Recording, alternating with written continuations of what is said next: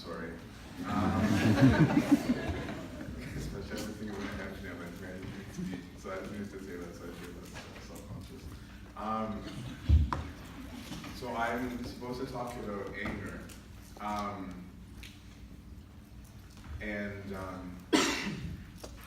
I don't know how qualified I am. You usually talk about things that you've mastered. I still get annoyed sometimes, so I'm not sure. But before we get into that, I'm a person who's very obsessed with just objective right, objective wrong. Okay, so I really get annoyed when we see the world in shades of gray, because that's like the moral message that is usually thrown at us. Okay, so whenever we're going to talk about something, is that we need to come back to a very obvious point that there is such thing as an objective right.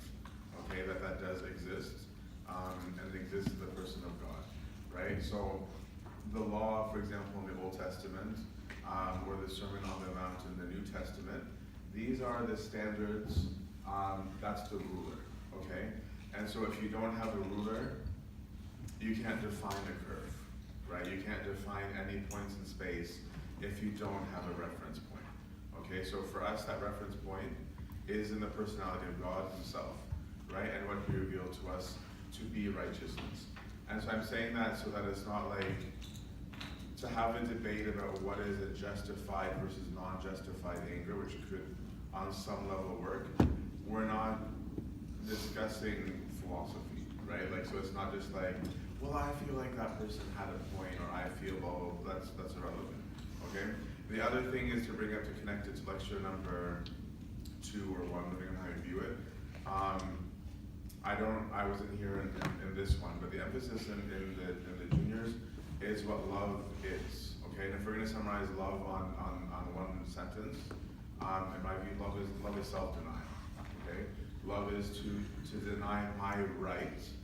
Okay, whatever that may be, whether it's a thought, an opinion, an emotion, a perspective, whatever it is, for the sake of righteousness, okay, which is God, okay, of perfection. And I'm bringing that up because when we talk about righteous versus non-righteous anger, that makes a difference, okay, about what it is that you are denying. I'm just going to silence this thing. Okay, so what is anger? Has anyone ever tried to define anger? I haven't really tried to put this thing. Go for it. Suppressed negative emotion. Okay. Are you psych major? No, I'm not. All right. Suppressed negative emotion. A state of frustration. A state of frustration. So here's the thing. This is what's funny yesterday too. When people are defining things, is that people are defining things with other emotions. So I was like, so if you mean that emotion, why don't you say that? So, like, because we tend to do that. But anger doesn't have a very solid definition. Actually, the anger in the old biblical languages, in the Hebrew, captures a whole bunch of things, which is typically the case. That English sometimes is very limited. So we use one word to express a whole wide range. The word for anger in Hebrew is nostril. And it's because when people got angry, I guess the nostrils flared. And so they felt that the seed of anger was the nose. It's like that's what happens. And so I was very surprised to see that. So the word was nap, apparently. I don't know how to pronounce it. But it was interesting because they have a special word for the divine anger, for an anger or an indignation coming from God, which had an extra prefix on it, anat. And so then I thought we were talking about sleeping. But so this anger captured a whole array of things, okay? It was angry, it was irritated, it was righteous indignation. It had a whole array of meanings, and not always wrath. Wrath had its own more specific word. And so anger in the Bible usually is referring to rage, fury, or indignation, one of those 3 things that we have. And almost always, as we're going to talk about, it's considered to be wrong. But we also see that there's some times where it says be angry, right? And there are also times where we'll see that God himself is angry. So if anger is intrinsically wrong, then the question would beg, then why did God get angry if it's intrinsically wrong? But as we said, anger of a good sort is in the Bible what we would usually call righteous indignation. And we will come to that, right? We've seen, for example, that Christ gets upset with the Pharisees, right? It says in the Lord was angry, like with the Pharisees, that they had hardened hearts, right? And that he went and pressed them. So there's varying kinds. So then the begging question of is anger wrong, right? So plainly, I'm going to just say yes, okay? That anger, generally speaking, is wrong. What does Christ say in the New Testament? Forget all the Old and the Old Testament. There's tons in the Old Testament. Stop your anger, cease from anger, do not be angry. You have heard that it was said to men of old what? Where does God bring anger? Someone was saying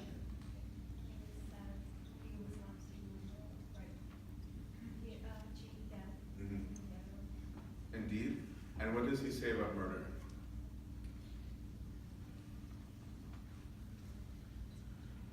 You have heard how it says, you shall not kill, and whoever kills shall be liable to judgment. But I say to you that everyone who is angry with his brother shall be liable to judgment.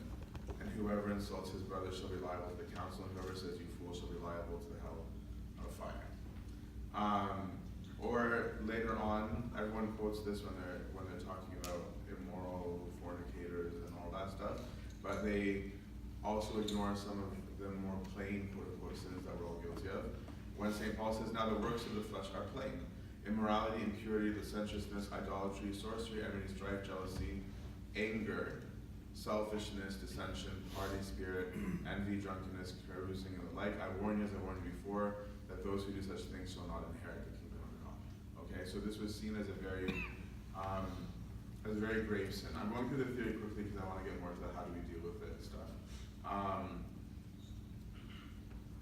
So, are there any kinds of anger that are right? Okay, like when is it okay? Okay, so we'll see things, for example, like when the Lord brought the Israelites out of Egypt, that his anger was upon the Egyptians, right? We've seen the anger of the Lord many times upon the Israelites, right? Almost all of the prophetic books have some element in there.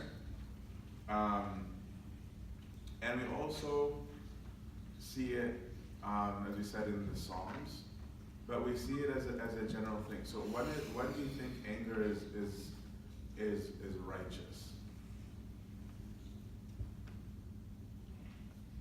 Condemnation of sin. Sorry? Like condemning sin. Condemning sin?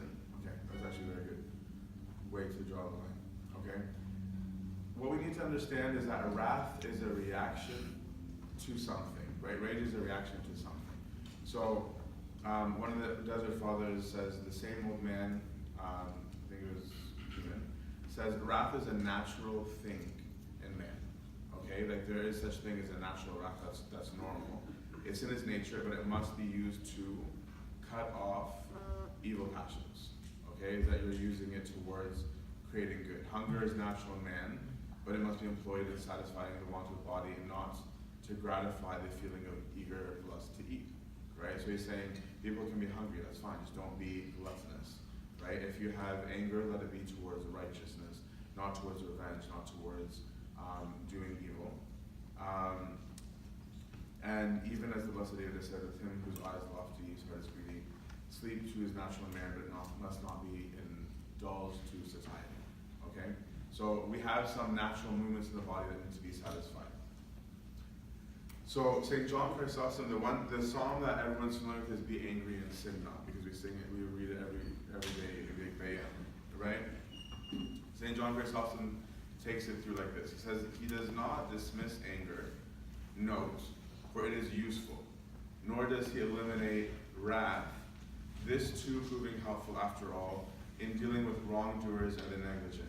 Instead, he speaks of wrongful anger, irrational wrath. In other words, it is all right to be angry for good reason. This is all St. John Chrysostom, as Paul too was angry with Elymas and Peter with Sapphira. Yet I would not class that as anger pure and simple, but as right thinking, solicitude, good management. A father too is angry with his son, but out of care for him. In the former case, the one setting scores gives way to anger irrationally, whereas in the latter case, the one who sets that right in another's behavior is the mildest person of all. Because God, too, whenever he is said to be angry, is angry not to take personal vengeance, but to correct us. Let us also accordingly imitate this, taking action against people in this way, after all, is divine, whereas the other way is human. God differs from us, however, not only in being angry for good reason, but in the fact that anger in God is not a passion. And this is a very important point, okay? Because what does that mean, okay, to say that anger in God is not a passion? This is why I was talking about love before.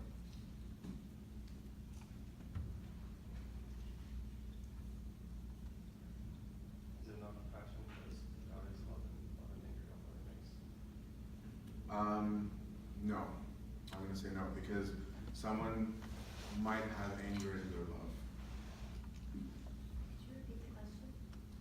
Why is it not a passion in God, anger? God doesn't want to do it, but sometimes he has.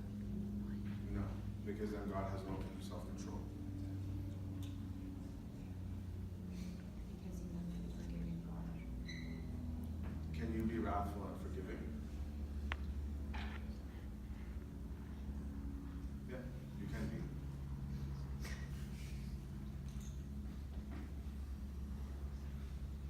So I just like making you both think for a bit, even if we answer. I might actually think on it.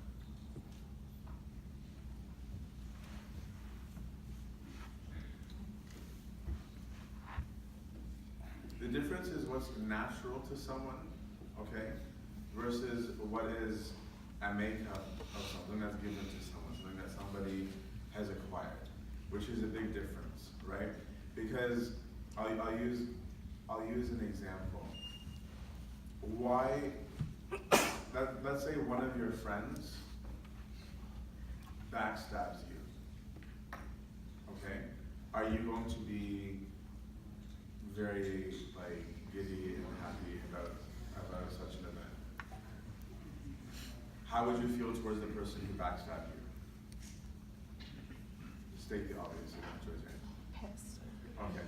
Now, let's say someone came and told you, someone you don't know anything about, okay, you're on a plane, and the person sitting beside you said, hey, guess what? Somebody in Lithuania backstabbed me. Are you gonna have feelings of anger towards that person in Lithuania? Why not? It's not about me. Exactly. It has nothing to do with you, right? There's something that gets rocked, okay? So the question becomes whether or not there's a quote-unquote right to be angry, okay? And this is the difference between God and man. A human technically never really purely has a real right to be angry. He has a relative right to be angry in the sense that he has certain characteristics that he receives. Whereas God has an absolute right because it's an insult or it's a breaking of him and his identity. That's the difference. Okay, can you see the distinction there?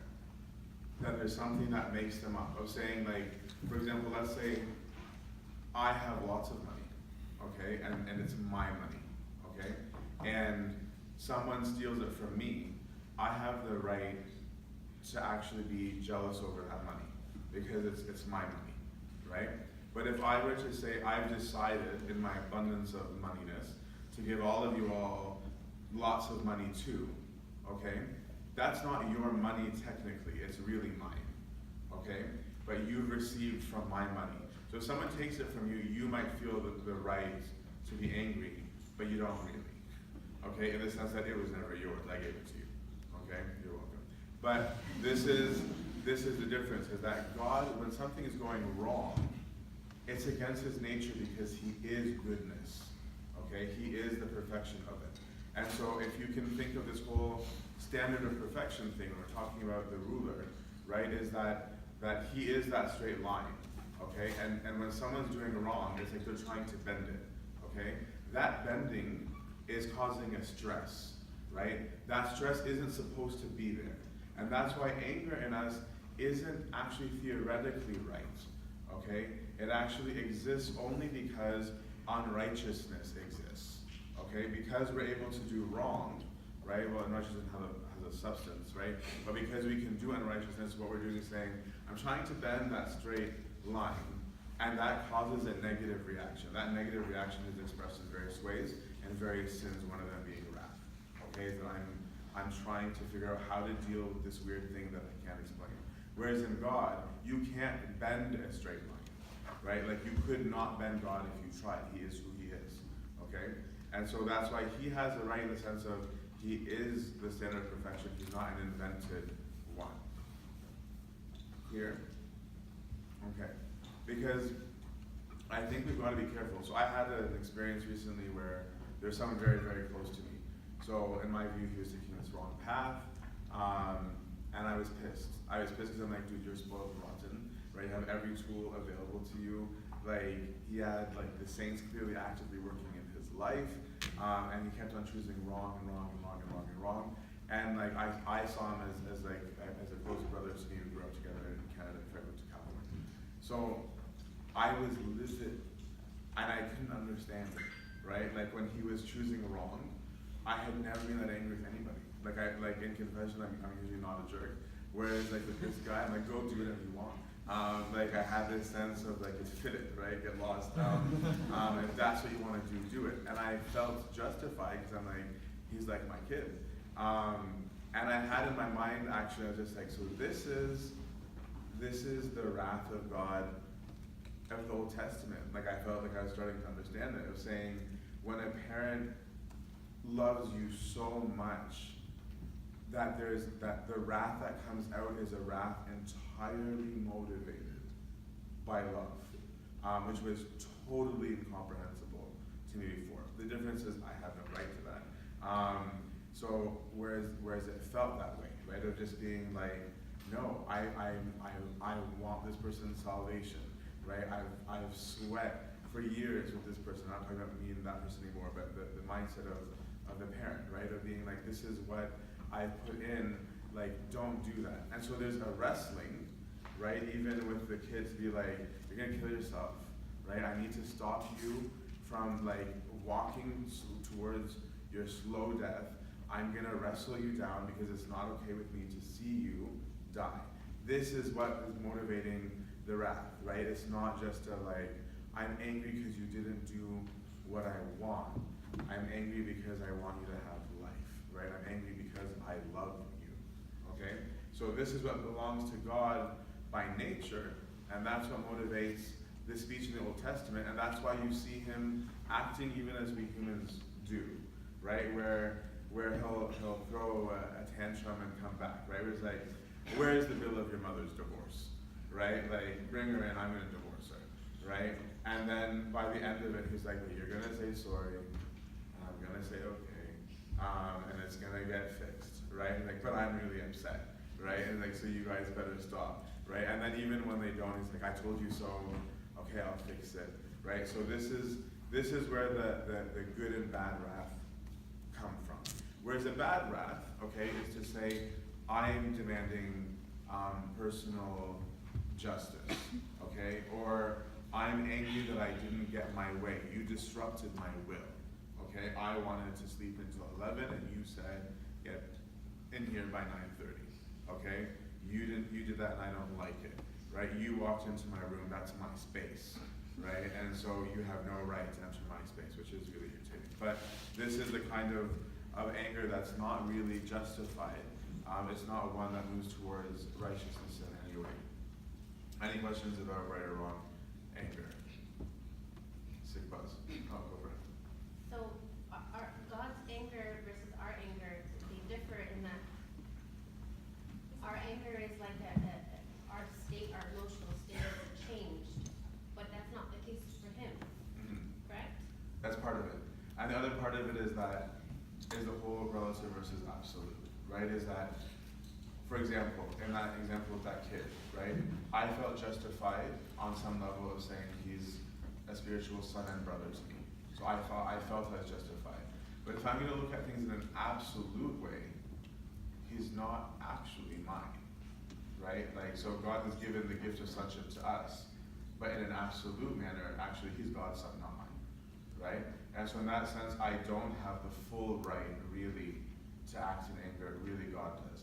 That's why I think that if we were to see things in that way, which I think the Desert Fathers did, over time they tend to not be angry about anything, even righteous things, right? Where they're able to let anything go. There are some that didn't get there, and there are some that did, where they're able to just be at full peace internally and saying, yeah, I have no right to anything, right?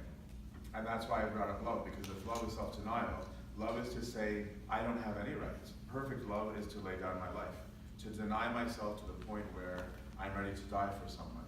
And so if I have that sense of perfect love and perfect self-denial, then I'll say there's no right that belongs to me, even anger, because the person in front of me is God's. So that's something, there is a righteousness in being, though, upset about wrong. That's the only thing I think that we can say comfortably, is to say, I should be righteously upset that wrong exists. Not at the person, not at the doer, not necessarily at the specific parties involved, but to say unrighteousness has occurred, right, or injustice has occurred. That is. So, on to the friend. Are you going to talk about like the manifestation of the anger?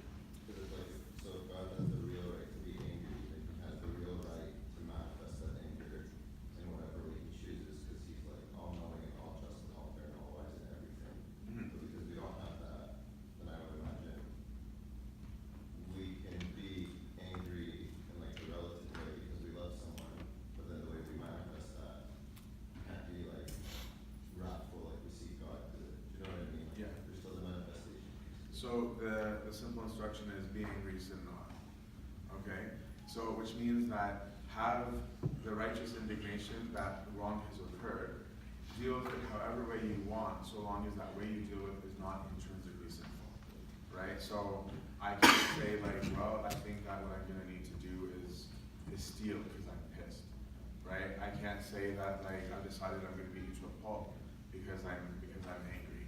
Right? So I can't verbally abuse someone because I'm angry. So that's what that verse actually is saying, be unhappy at sin. And actually in the context of the psalm, he's actually talking about your own personal sin, at least that's how I've understood it, right? Of being like, be upset that a wrong occurred, and then just use that to not do it again, right? But we don't really have anything to do about somebody else's sin other than to do righteousness. So what's the problem with anger? Firstly, obviously, we do pretty dumb things when we're angry, right? That's just an obvious one. A man of wrath stirs up strife. A man given to anger causes much transgression, says Proverbs. And we see this from the very beginning of creation, right? Is that what does Cain do when his brother offers a bit of sacrifice and he's angry? Wipes the guy out, right? So we have fratricide in Gen 1, right? So anger motivates us to do really ridiculous things. I feel guilty now. I used to be a really, really angry kid, especially in high school. But like we do really dumb things. I remember going into my brother's room because I found out he was writing a diary for school and just being like, I need to find that diary. Because I wanted some tool in my anger to be able to mock him or victimize him, right? Like, which day I'm like, oh, that's a really horrible thing. But when we're angry, we're not thinking things like that. We're just thinking like, I need to hurt, right? I need to take vengeance. I need to make this person feel what I'm feeling, right? So this is very, very, very dangerous, obviously. Philipson. If there's any psychological or mental cause for the anger, or maybe someone is deeply healthy and the psychological point of view, the mental point of view, and also having wrath. Honestly, I don't know. I'm sure there's got to be some psychological things too. So I guess I'm going to deal more with the voluntary because I don't know enough about like predispositions for it. Although some of the strategies could be used, I think, by anyone. So we'll try and talk a little bit about how to deal with it. But in our, go for it. Like just for example, I know testosterone spike. Mhm. So that's where they're angry, and then after that they calm down. Because like when you put them in a correctional facility, basically if you have a criminal record, you leave them until they're 28. Not that you actually did anything to like rehabilitate them, but then they calm down and they can go back into society. Right. What I would challenge there, I'm not challenging the facts, what I would challenge there is that there's a difference between a condition making one more prone to being emotional. What would be a big question mark is, do hormones create emotion or do they affect emotion, right? Which is a thing. And so that's why we're obviously, especially pubescent guys, more like inclined towards anger. But the source of anger often, like I'm hesitating to use usually or always, is that I feel like I have a right that was violated, right? People usually are angry because they have a will and their will has clashed with someone else's will, right? So I might have other things going on, like my hormone levels, that might make it a more aggressive reaction, but the root cause underneath is typically, I want to, because if you took a pubescent boy and gave him everything he wanted, would he be angry? Probably not, right? Like there's nothing to get angry about when they get it. So obviously we do dumb things, but then we give opportunity to the devil. And this is why, if we finish that song that's quoted by St. Paul, he says, "Be angry, but do not sin. Do not let the sun go down in your anger, and give no opportunity to the devil." Because historically we've done, again, if we look at the people of God, the dumbest things when we're angry. How many of you guys know the story of Dinah, one of the daughters of Jacob? Okay, so Dinah has a fling with one of, the non-believers, and her brothers get really angry, and the guy's courting her, and they're deeply involved, and finally the guy's like, "No, I'm madly in love with her, and I wanna marry her." And so the brother's like, "Hell no, you guys are disgusting, we don't like you, and we're really angry with our sister." So they said, "Well, if you want to join us, you need to get circumcised." So they were like, "Okay, cool." So they all get circumcised, and these are adult men, so they're in a lot of pain for the next 2 days. And while they're in the height of their pain, the brothers go in and they slaughter them, every single one of them. Right? This is what anger can do. This is how malice murders happen. Right? Is that somebody is brooding and brooding and brooding and brooding and saying, "How can I avenge myself?"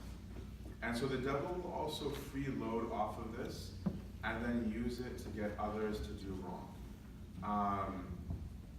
I'm a word fighter, right? So if I'm angry, I don't yell and scream, I'll just verbally annihilate the person in front of me, right? I just bring up and take you down. So that would be like my way of dealing with it. And I would sit there in my room and be like, "Oh, I know what I'm gonna tell them."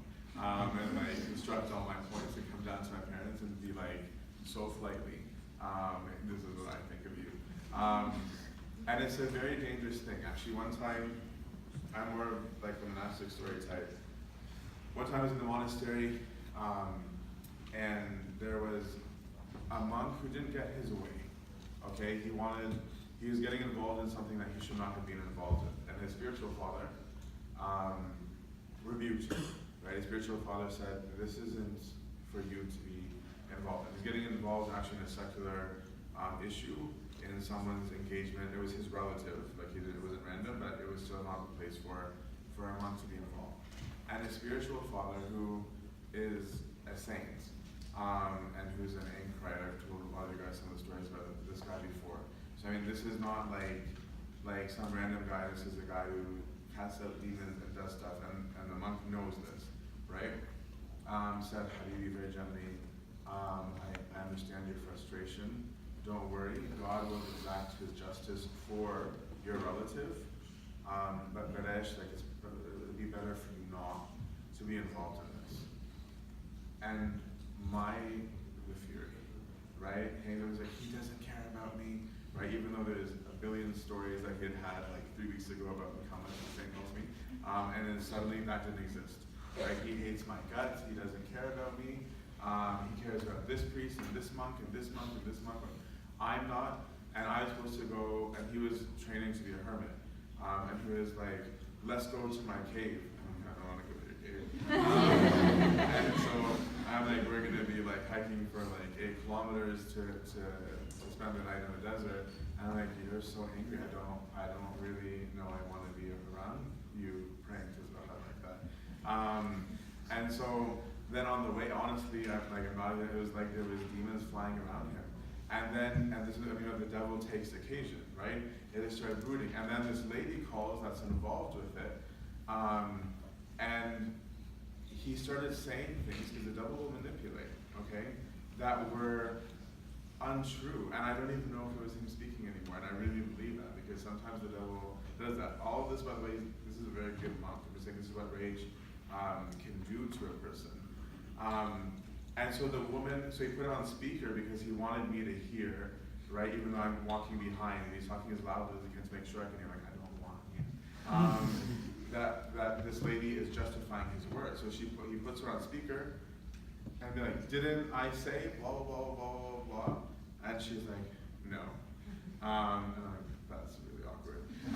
And so he looks at me and like takes off, right? And then like this night that was originally supposed to be like a vigil prayer and all this stuff is kind of like, so about